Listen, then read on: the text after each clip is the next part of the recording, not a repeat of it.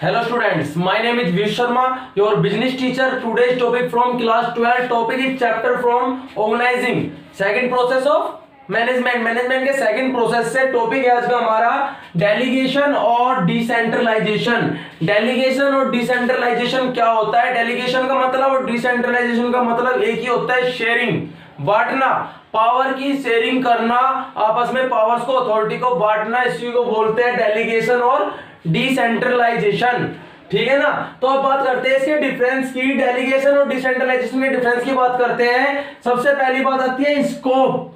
Delegation और decentralisation का क्या स्कोप है? स्कोप का मतलब क्या होता है, कितनी पार्टीज में ये इन्वॉल्वमेंट है इसका, कि कितनी पार्टी में हम अपनी अथॉरिटी को, अपनी पावर को, जो अथॉरिटी पावर मैनेजर्स के पास होती है, टॉप लेवल मैनेजमेंट के पास होती है, वो कितनों के बीच में से बांट सकते हैं। सबसे पहली बात आती है डेलीगेशन के अंदर लिमिटेड स्कोप है। लिमिटेड स्कोप क्यों है? सिर्फ ये अपनी अथॉरिटी, अपनी पावर को दो लोगों के बीच में ही बांट सकते हैं। क्लियर है? डेलीगेशन के अंदर, डेलीगेशन एक स्मॉलेस्ट प्रोसेस है जब मैनेजर अपनी पावर को, अथॉरिटी को, अपनी रेस्पॉन्सिबिलिटी को दूसरे को प्रीफर कर देता है कि अपना काम दूसरों से करवा देता है, अपनी अथॉरिटी दूसरे को दे देता है। सिर्फ दो लोगों के बीच में बांटी जा सकती है ये पावर। डिसेंट्रलाइजेशन का मतलब क्या होता है? लार्ज स्कोप है। क्यों? दो से ज्यादा पार्टीज के बीच में इन्वॉल्वमेंट है। किसका? डिसेंट्रलाइजेशन का। डिसेंट्रलाइजेशन की वजह से, डिसेंट्रलाइजेशन से टॉप लेवल मैनेजमेंट अपनी पावर्स, अपनी अथॉरिटी को बहुत सारे लोगों में बांट सकती है। नेक्स्ट बात आती है सिग्निफिकेंस। सिग्निफिकेंस का मतलब क्या होता है? इंपोर्टेंस। डेलीगेशन और डिसेंट्रलाइजेशन इंपोर्टेंट है कि नहीं है?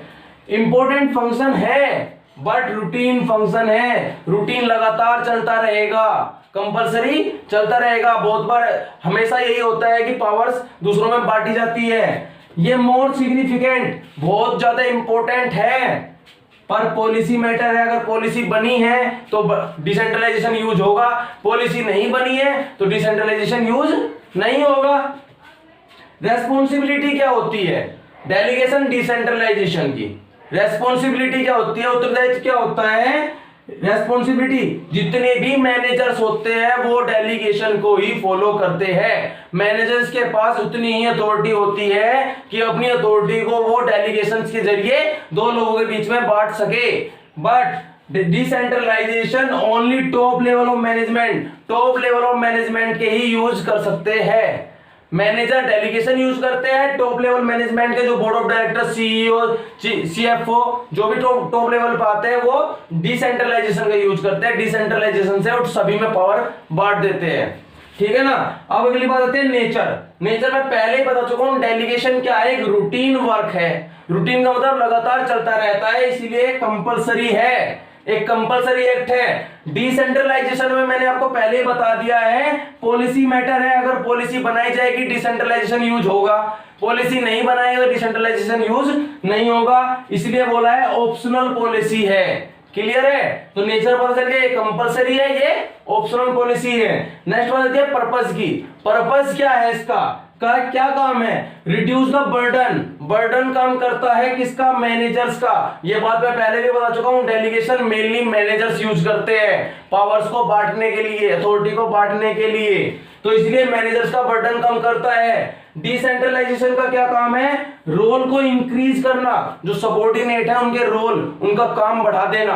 क्लियर है? नेक्स्ट बात आती है ग्रांट ऑफ अथॉरिटी। जो अथॉरिटी डेलीगेशन या डिसेंट्रलाइजेशन की जाती है वो किसके जरिए की जाती है? यहां पर अथॉरिटी डेलीगेशन की जाती है सुपीरियर या मैनेजर्स के द्वारा, और यहां पर टॉप लेवल मैनेजमेंट के द्वारा अथॉरिटी ग्रांट की जाती है। तो ये कुछ पॉइंट है डेलीगेशन और डिसेंट्रलाइजेशन के। क्लियर है? अब बात आती है elements of delegation. Delegation decentralisation तो हमने पहले भी पढ़ चुके हैं कि डिसेंट्रलाइजेशन क्या होता है? पावर्स अथॉरिटी को डिस्ट्रीब्यूट करना। कहां पे पढ़ा था? अभी उसमें पढ़ा था हमने ऑर्गेनाइजिंग के प्रोसेस में। अब बात आती है डेलीगेशन की। डेलीगेशन क्या है? डेलीगेशन के तीन प्रोसेस है, तीन बातें हैं। सबसे पहली है रेस्पॉन्सिबिलिटी।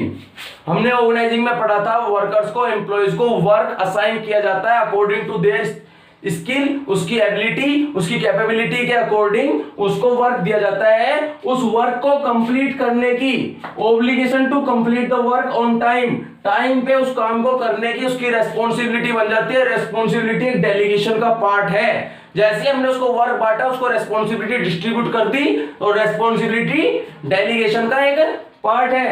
नेक्स्ट बात आती है अथॉरिटी की। अथॉरिटी क्या है? Power to take decision. अभी डेलीगेशन डिसेंट्रलाइजेशन में मैंने आपको बताया है, जब उसको काम मिल जाता है हमें कुछ ना कुछ अथॉरिटी देनी पड़ती है, is equal to responsibility. Authority responsibility के इक्वल होनी चाहिए। जिस वर्क को करने के लिए मुझे, जो वर्क मुझे दिया गया है, उस वर्क से रिलेटेड डिसीजन लेने की अथॉरिटी भी मेरे पास होनी चाहिए। नेक्स्ट बात आती है अकाउंटेबिलिटी। अगर जो वर्क मुझे दिया गया है उसकी रेस्पॉन्सिबिलिटी मेरी है, उससे रिलेटेड अथॉरिटी भी मुझे मिली गई, तो अकाउंटेबिलिटी भी मेरी बनती है। अकाउंटेबिलिटी का मतलब क्या है? अगर वो वर्क कंप्लीट नहीं हुआ तो जवाब देना मेरा बनेगा, क्यों कंप्लीट नहीं हुआ, क्या रीजन था, तो जवाबदेही मेरी बनेगी।